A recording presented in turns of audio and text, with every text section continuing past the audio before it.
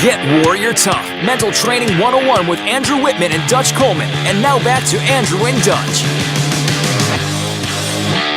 All right, we're back at it. Dutch and Andrew and Dutch. You can catch Dutch on the Twitter at @TheDutchColeman. I'm at Warrior Tough PhD. Go to the website, getwarriortough.com. If you want to join the conversation on the Twitter, use the hashtag #GetWarriorTough. #GetWarriorTough. All right, Dutch, we're talking about resilience. We started off referencing the Super Bowl this week. It was torturous to watch for me at the beginning to see the Patriots be so dominated when they were just not playing the way I felt like their standard was, sticking to their process. But what they did do was find a way back, and that's what resilience is. And I want to quote Michael Unger with this quote. It's a quote out of the book, Ground Zero Leadership, CEO View. Michael Unger says this, that resilience is better understood as the opportunity and the capacity of individuals to navigate their way to psychological, social, cultural, and physical resources that may sustain their well-being. So it's an opportunity and your capacity to go find those, and I will just stick to the psychological and the physical resources with this show. I don't want to talk about social and cultural in this show, but I want to hone in on the psychological armor, specifically the mental toughness, and pull those tools out that could get you to success. And that's what we saw on the positive side of that. We saw the Patriots do that, and on the other side, the Falcons side, they had a complete meltdown because they were totally dominating that game for 40 minutes. You know, it's funny. You talk about, how painful it was to watch the beginning. I actually enjoyed the beginning because. Well, I know you're not a Patriot fan, first off. So. Well, cool. and I think that it is. I think that it is amazing to see a team that good be dominated because it was just unbelievable. Yeah. So even as a fan of neither team, you're sitting there in amazement because you can't believe it's happening. So there was a part of the nation that was watching just in pure disbelief. So they were enjoying it from the standpoint of this can never happen. Like, how is this happening? So you're watching it from a different angle. Right. How did they just do this? How did they just do that against this team? And then you got to enjoy the second half when you say, wow, as I thought or as I suspected, that wasn't real in the first half. Now the real's coming. So then I also got to enjoy the second half when it told me what I already knew, that, okay, this guy's coming now. These guys are coming. And so I enjoyed both halves from completely different perspectives. Yeah, well, I do want to. There was a tweet that said something about you usually never bet against Tom Brady. Wasn't there a tweet about that? Right. Yeah. I never. Usually never. But this time you did. And I tell you this. I thought the Falcons would win, and this is what I told my buddies. Football reasons said the Falcons were better.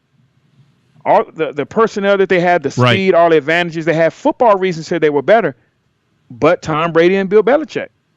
Well, and not just them. I don't want to, all those other players. And this is what I watched the end of I turned it over to the alternate network or whatever, while they were interviewing not the stars, which is everybody else on the Patriots except for Belichick and Brady. Mm-hmm. And there was guys that came out and they said, look, Bill Belichick loves his players if you love the team. All of us are trying to, carve out our role and do our job, and that's the Patriot way. So what I love is they take all these no-name everybody's, minus the two we talked about, but they all find their role, and this is an organizational development, like, mad scientist lab, but what it is resilience. They all know their job. They all fight back. Nobody got upset. They asked them what was going on in the locker room. They're like, nothing. We're all just saying what we got to do next. He said somebody came in and said, we could have the historic comeback. And they were like, hey, dude, we just got to get the first play first. We got to get the first stop, and then we got to get the first score. And that's what this is resilience. This is what mental tough people do. They don't look at the scoreboard. They execute the very thing in front of them. You don't worry about the results. You worry about the process. And this is what we talk about day in and day out, week in and week out, Dutch. And without revealing too much of what we're going to talk about next, you worry about what's in front of you. You worry about the task at hand. You worry about that part of the process in which you exist right now, because that's going to lead to the next one and to the next step and to the next step. and those behind it, you can't change. So you got to exist in that moment, that part of the process. You got to focus on that, because the moment you start thinking too far ahead in the process, then you're gonna screw up where you are. And that's what they did when they were saying, "Oh, we can have this great comeback." Yeah, you know what? We sure can, but we got to do this first. This is the first step to that thing you just mentioned. This is the first step to it. Let's get it done. Right, and they did, which was amazing. They just played the very thing that was in front of them. And even in the second half, when they did that onside kick and that backfired, then those guys bowed up. The defense came out and they did their job, not worrying about the field goal that was going to get kicked, and it never did get kicked because they just did this play, did the next play, did the next play. And this is what resilience is. Resilience is a process, Dutch. It's not a character trait. It's not a personality trait. It's not a natural gift. It's not a natural talent. It's literally a skill that comes from working a process, which means anybody can develop it. Mm-hmm. It's a fact, and that's the good news. That's the good news. In all the things we talk about leadership. We talk about all these different things that are skills, right? A skill can be taught. Right. A skill to be developed. A process can be built. A process can be modified. A process can be shaped for each individual person. So that's the good news, people, when we say things are a process, because that means everybody can be involved. Everybody can do it. Everybody can have their own. Right. And I'll tell you, I am not, and this is, you and I talked about this a couple weeks ago when I said that Tom Brady was not the most talented quarterback that's played, although he's the greatest of all time. He's not even close to being the most talented. He was picked 199 in the draft. There's nobody. They look at his combine film and all how no one would say this guy has talent. No. When you look at his speed, his foot speed, his arm strength, his weight, his body fat, like all these different measurables, he's not measuring at number one in all those different things. Not even close. I don't think he measured at number one at probably a single thing at the combine. No, that's why he went last.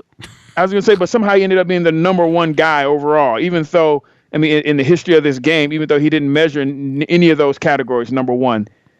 I mean, so here's the category, right? So here's the category that I could say that he would number one is that he worked a process. He's you're not going to outwork him on the process, right? And guess who doesn't measure that?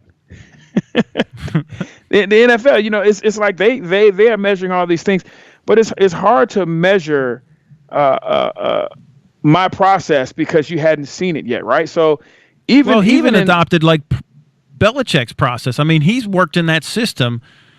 He wasn't talented when Belichick picked him up. He was 199. And they gave him, and at the time, he's gotten better, and this is why. They gave him simple stuff to do. I remember they were saying last night that when he first came in, he wasn't passing the ball. It was a run offense, man. He was just handing it off, man. Yep. And the other thing is, even after he was already considered the best of all time by some, he was still updating his process. Yep. He was still modifying his process, whether it was his diet, whether it was sleep patterns, whether it was anything. It was a continuous improvement process for him. Like, and so that's the beauty of it, man, that he never stops course corrections. He never stops seeking to be better. So that's wonderful. Right. And this is great news for a guy like me who is not talented. I was always picked last for kickball, Dutch. I know that you find that hard, but I was always the last kid on the playground that was picked. I was not talented in anything, but what I'm really, really good at is if you give me a process, I will do what I call Forrest Gumping it. Remember that movie Forrest Gump?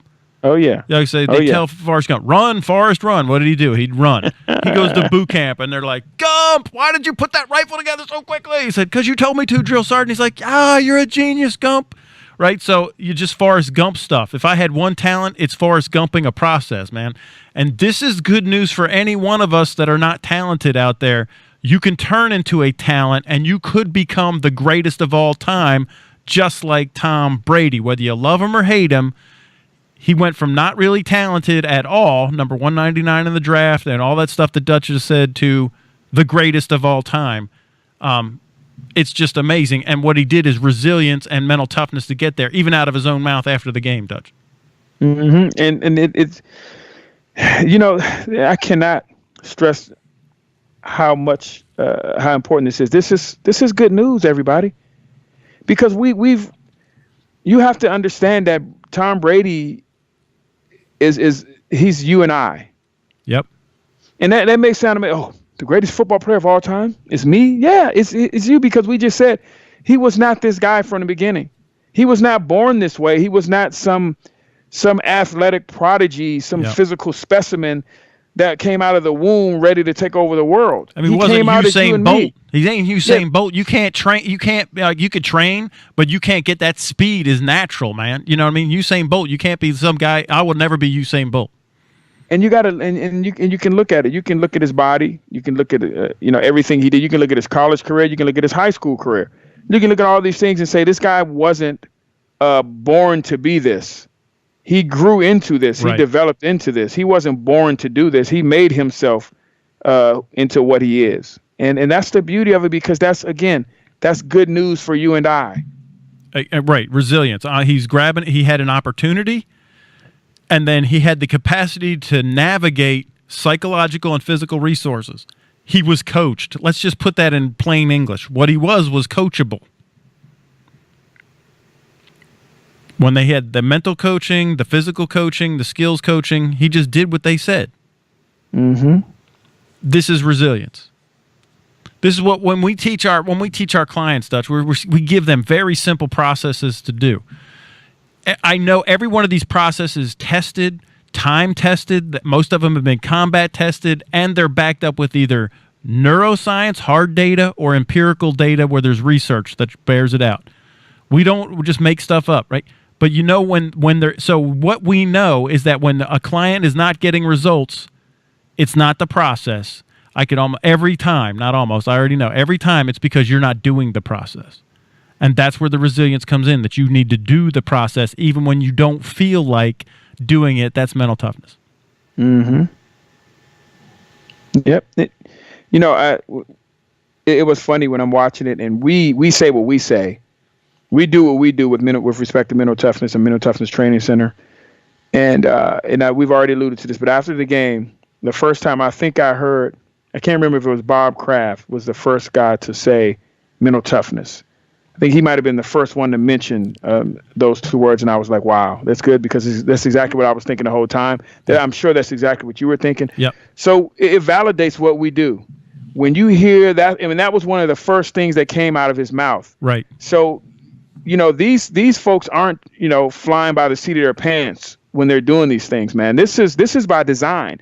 Their success is by design. Their success was targeted. This isn't just some dumb luck. And so when you hear right away Bob Kraft say mental toughness, that pleases me. I'm like, okay, I feel good. It validates what we're doing. It validates how we feel, and it adds value to what we already know. Right. When we see guys at the highest level buying into things like mental toughness. I know we got about a minute left, but we can't do what we do without the examples of it in the world, because we have to be able to show you that this is real. And Bob Kraft just did that. Yep. He just said, hey, man, those guys are telling you the truth. Yeah. And you know who else says it after the national championship was Dabo Swinney. Sure did. He's always talking about mental toughness, right? And all these guys, the champions, I defy you to find a champion that doesn't talk about the mental toughness it takes to get to the top.